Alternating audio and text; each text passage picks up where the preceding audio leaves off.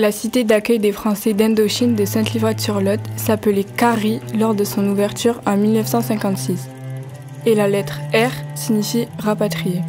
Pourtant, Lien Rose Mafré est née en 1947 à Hanoï, dans le Tonkin au nord du Vietnam. Comme tous les Eurasiens de son âge, Lien est le fruit de la guerre d'Indochine. À 7 ans, après la bataille de Dien Bien Phu, elle fut forcée de quitter le Tonkin pour se réfugier en Cochinchine.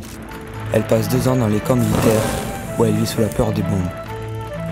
Elle arrive à Marseille en mars 1956 après une traversée de 23 jours.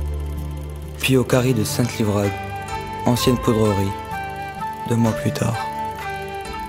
Cette petite fille de 9 ans se disait « Je n'ai plus de patrie ». Le camp a été renommé Kafi une dizaine d'années plus tard pour faire référence à la nouvelle expression « Français d'Indochine ». Ce qui devait être temporaire existe encore aujourd'hui.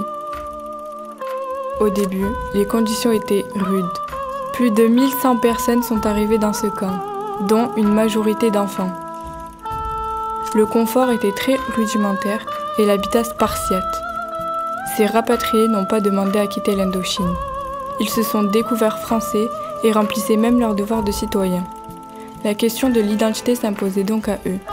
Ils ont été déracinés, déclassés. Yen a pu suivre une brillante scolarité en France. Elle s'est également enrichie en voyageant.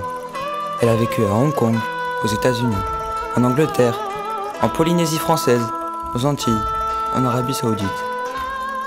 Elle a mis son expérience et son savoir au service de la transmission. Elle est devenue professeure d'anglais.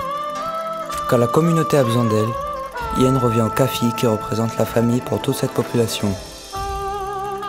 L'histoire de ce lieu de mémoire est un point de l'histoire de France qui n'est écrite dans aucun manuel scolaire. Cette cité qui était ignorée représente maintenant ce qu'il y a de plus authentique dans la culture indochinoise.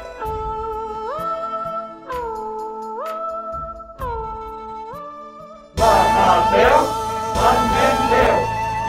viva, viva, viva, viva, viva,